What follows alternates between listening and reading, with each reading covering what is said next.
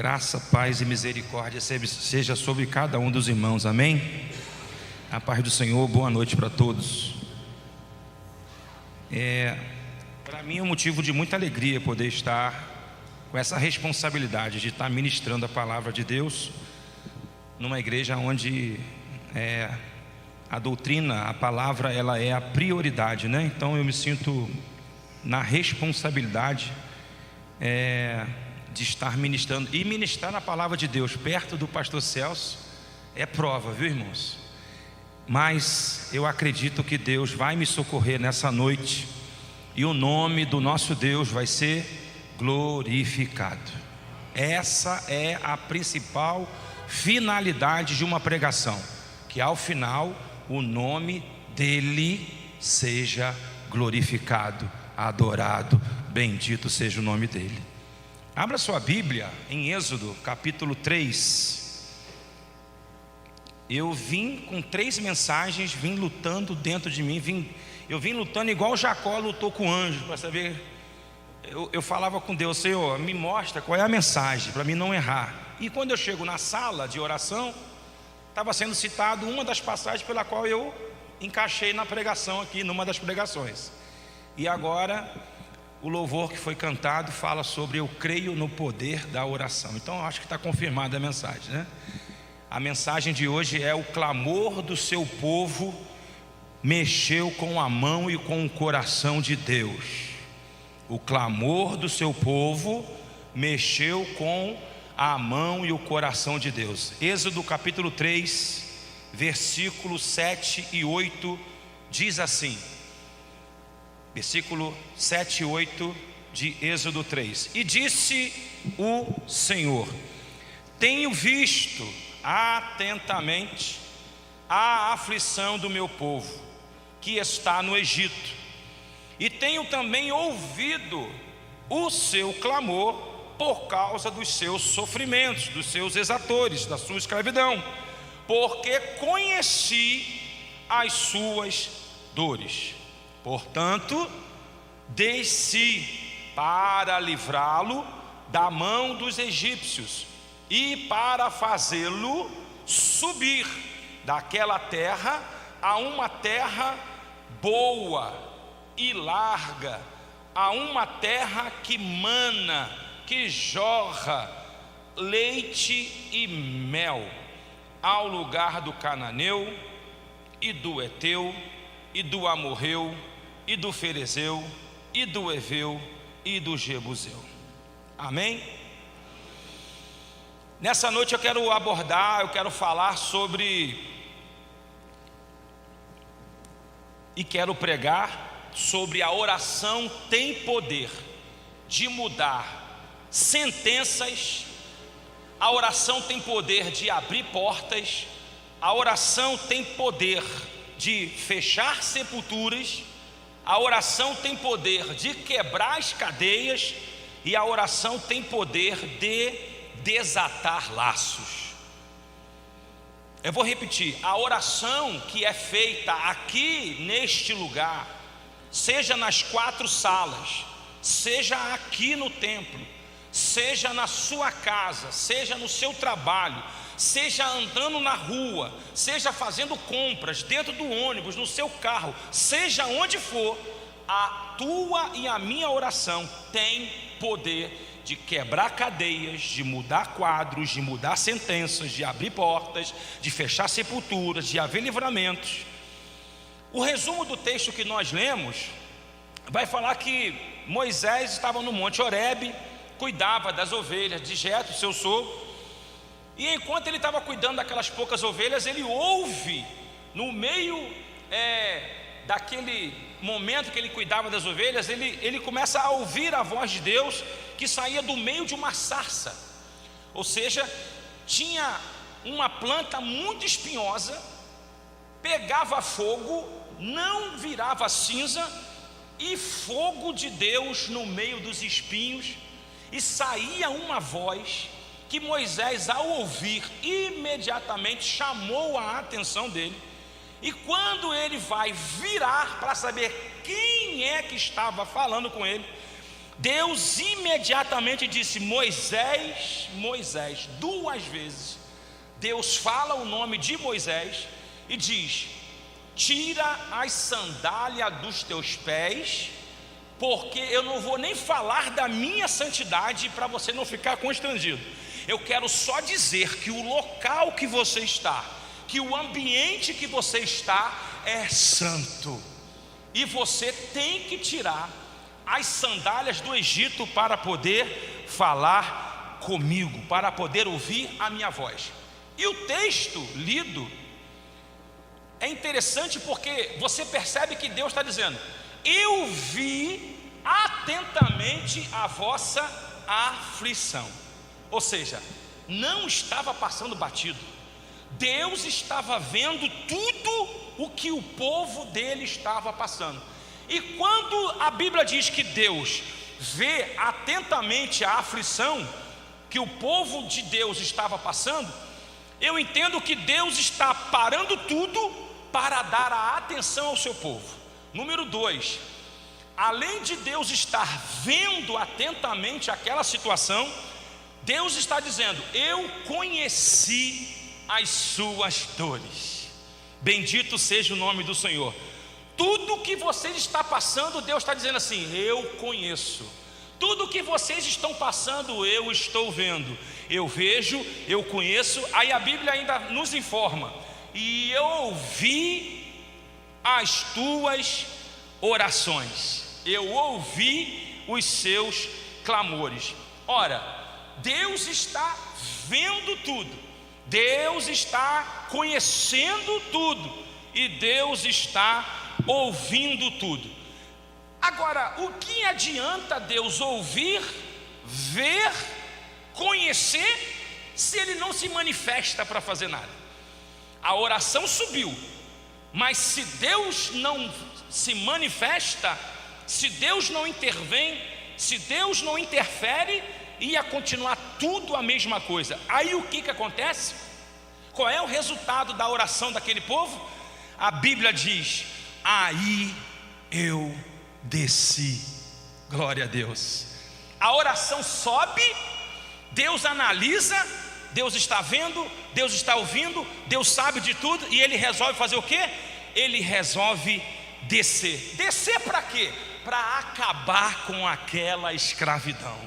Eu libero uma palavra de Deus sobre a sua vida nesta noite, sobre a sua casa, sobre você que está nas redes sociais, na internet. Eu quero deixar uma palavra de Deus para você. Deus está vendo o que você está passando, Deus está ouvindo o seu clamor, e Deus está, aleluia, bastante conhecedor de tudo o que você está passando. Sabe o que vai acontecer? Ele vai descer para responder o teu clamor. Glória a Deus.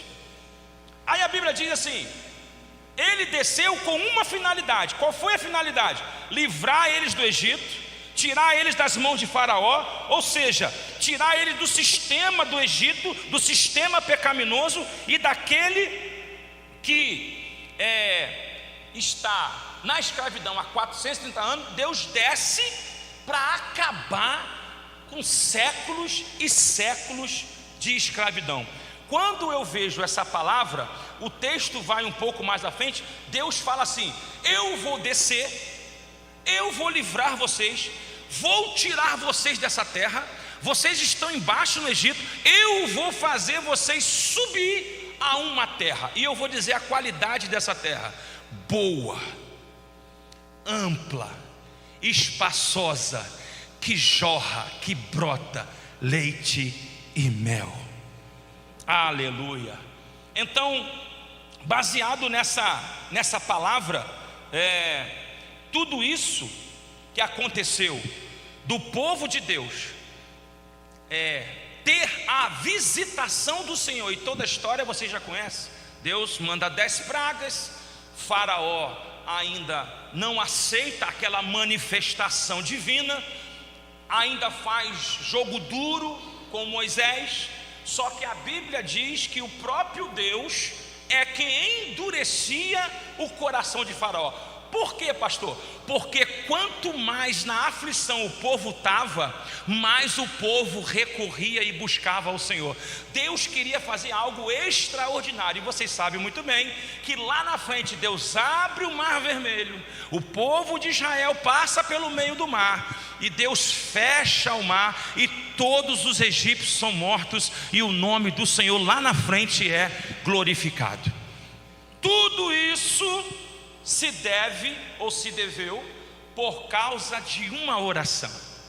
Não menospreze a oração, seja 1 minuto, seja 30 segundos, seja meia hora, seja 1 hora, seja de joelhos, seja sentado, seja dormindo. Não menospreze o poder da oração. A oração muda sentenças, a oração abre portas, a oração fecha sepulturas, quebra cadeias e desata laços. Quem crê nisso, diga amém. Eu preciso ser muito rápido. Quando a gente lê Tiago capítulo 5, a Bíblia diz que a oração feita por um justo pode muito em seus. Eu estou vendo vários justos aqui nessa noite. Se uma oração só de um justo é produtiva e pode fazer muito efeito, imagine todos orando ao mesmo tempo por uma causa ou por várias causas. A Bíblia diz que a oração feita por um justo pode muito em seus efeitos. Quando a gente continua lendo Tiago 5, diz que a oração da fé salvará e levantará o doente.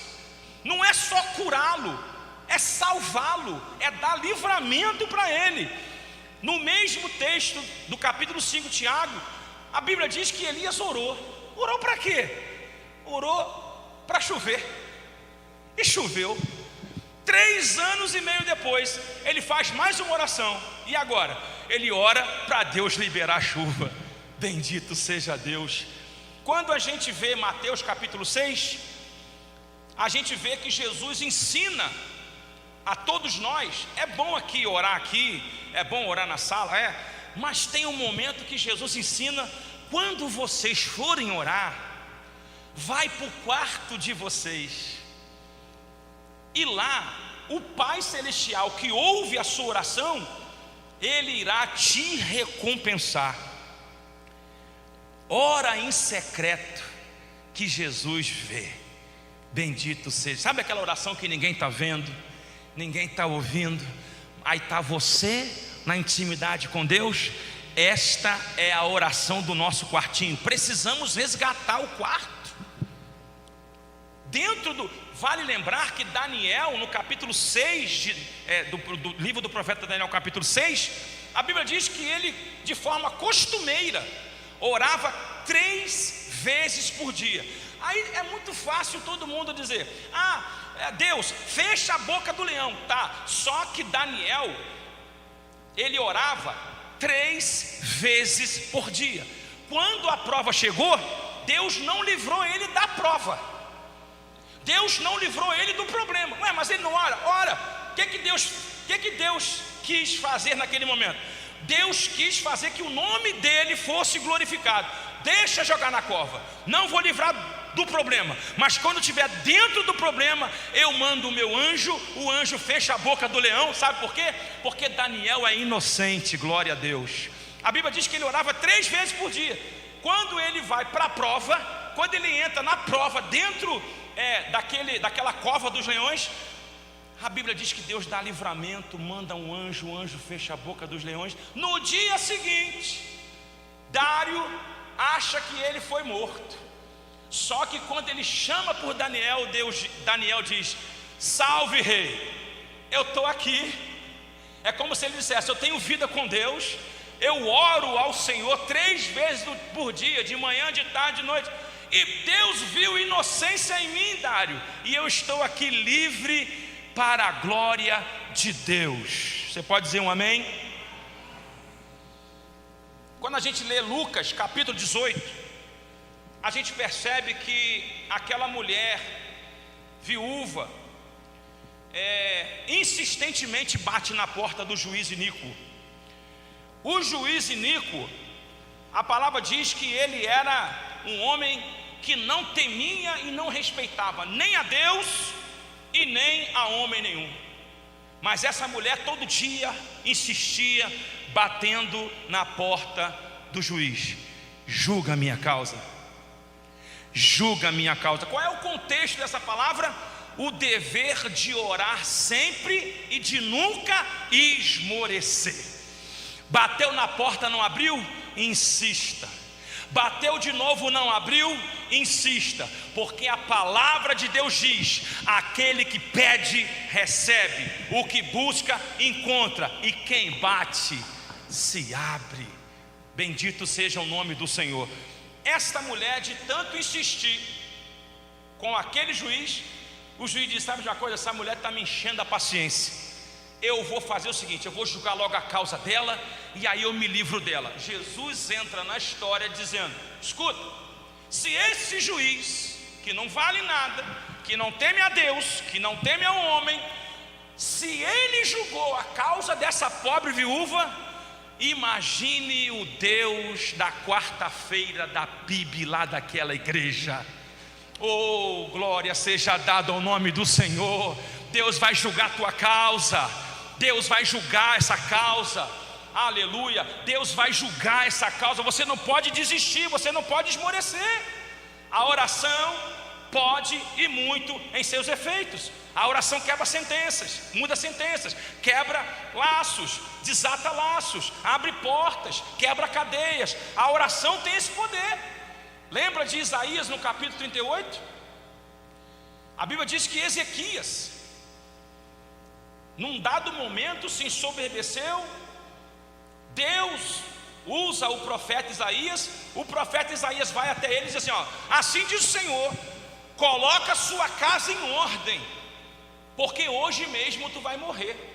O que você faria se você recebesse essa mensagem? Olha, hoje mesmo tu vai morrer, mas eu quero que você morra salvo. Coloca a tua vida em ordem, coloca a tua casa em ordem, porque é hoje o teu último dia. O que você faria? Aí a Bíblia diz que quando Ezequias recebe esta profecia, ele não reclama, ele não murmura, ele não mata ninguém, ele não chuta o balde, ele não quebra nada. Ele simplesmente vira a cara para a parede e começa a orar e chorar muito enquanto ora.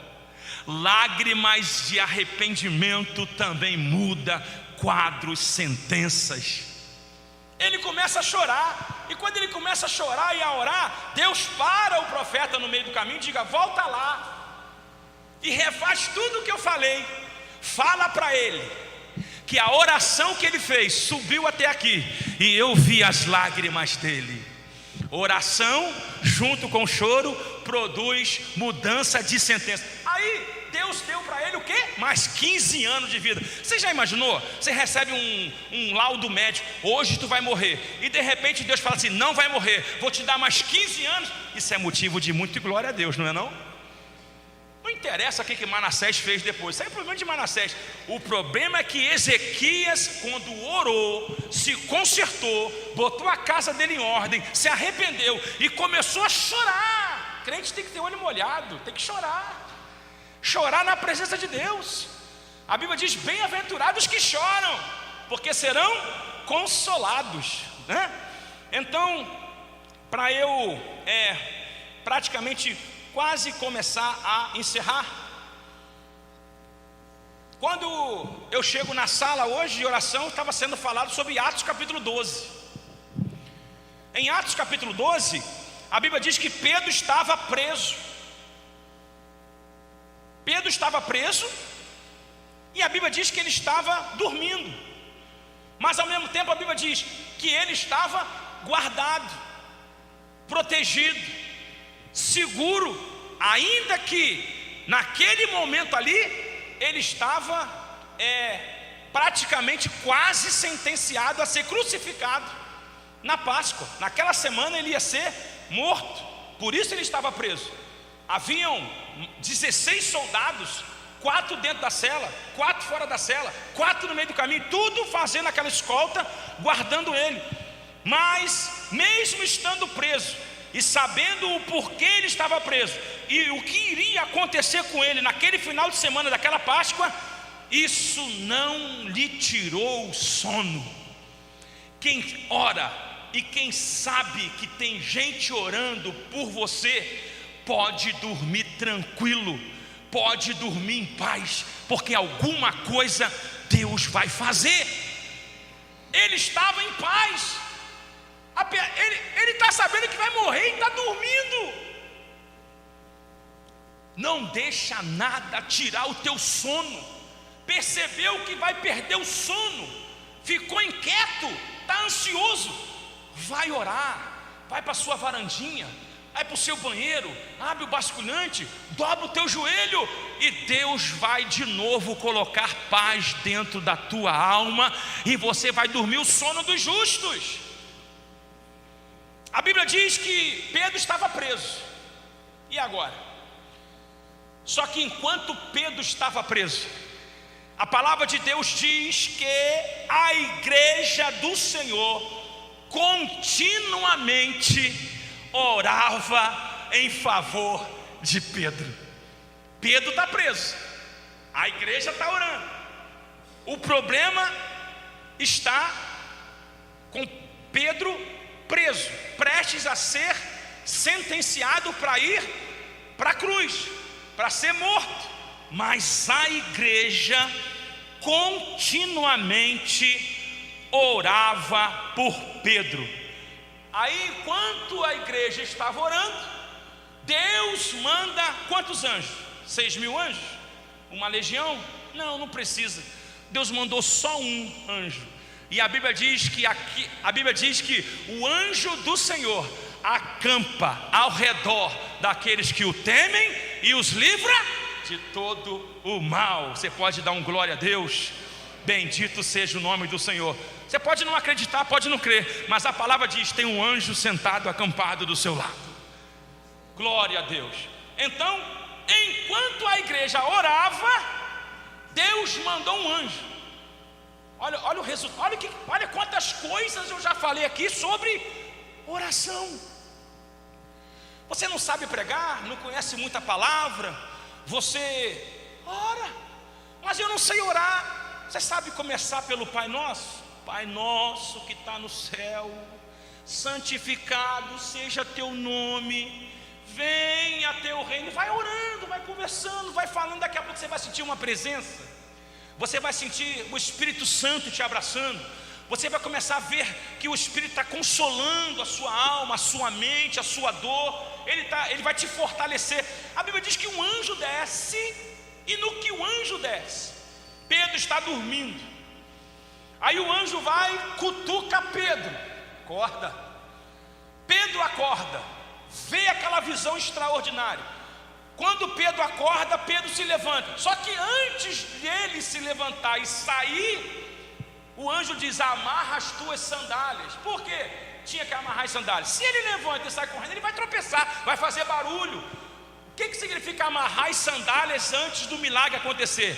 Fecha as brechas que tem que ser fechado, porque o anjo, o Espírito Santo, a palavra de Deus, o nosso Senhor Jesus, o nosso Deus, o Deus que está aqui nessa noite, Ele vai te dar a vitória. Mas você tem que fazer a sua parte. Aí ele amarra as sandálias, ainda estava meio assim, meio que grogue do sono. Daqui a pouco lá vem um anjo: segue-me. Segue-me.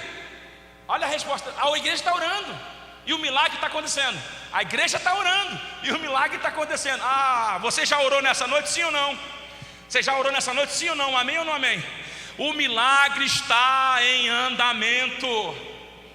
Oh, bendito seja o nome do Senhor. Você orou, o milagre está em andamento. Foi falado lá na sala, né? Oraram pela chuva, a menina já foi com guarda-chuva. O que significa isso? Eu vou botar em prática aquilo que eu orei. Então, a Bíblia diz que o anjo acorda Pedro amarra as sandálias. A Bíblia diz que abre-se uma porta, o anjo abriu uma porta, Pedro seguiu. O anjo abriu a segunda porta, Pedro continuou seguindo, até que na terceira porta, que estava de cara na rua, não precisou nem do anjo tocar. A unção e a resposta da oração estava tão forte naquele lugar que a Bíblia diz que a porta se abriu automaticamente. E a Bíblia diz que aquele que era o preso agora estava solto. Pedro não acreditou. Ele achou que era uma visão, ele achou que era uma miragem, ele achou que estava dormindo. Aí ele foi lá bater na porta, onde? Da igreja que estava orando. Bateu na porta. Uma menina chamada Rode atendeu. Quando ela viu, ela fechou a porta e saiu correndo. Aí ela foi lá nas irmãs que estavam orando, na igreja que estava orando. Escuta, vocês estão orando aqui? A resposta já está na porta. Elas continuaram orando. Você estás fora de si. Venha, Pedro está na porta. A Bíblia diz que ninguém acreditou naquela resposta de oração tão rápida que Deus deu naquela noite. Então vale a pena você continuar orando, vale a pena você continuar clamando. A Bíblia diz: clama a mim e eu te responder-te-ei, anunciar-te-ei coisas, muita coisa, no plural, coisas grandes, sólidas, consistentes, firmes, que tu não tem noção ainda do que Deus está para fazer na tua vida. Porque Deus é poderoso para fazer muito mais além daquilo que você pensa ou daquilo que você pede. Bendito seja o nome do Senhor. Jeremias 29:12: orareis a mim e eu os ouvirei. A mão do Senhor não está encolhida para que não possa salvar, nem os ouvidos de Deus estão fechados para que não possa ouvir. Mas o que é que você precisa continuar fazendo?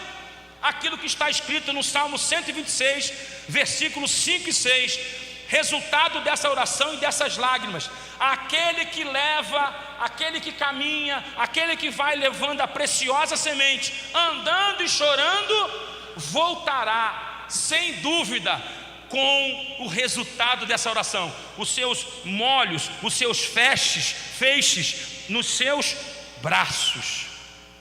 Eu encerro a palavra dessa noite dizendo que o Senhor ainda está ouvindo a oração desta igreja. Respostas de Deus ainda virão para a tua vida antes da virada de 2025. Você crê nisso? A Bíblia diz que Jó, enquanto só buscava por ele passou por aquelas situações todas.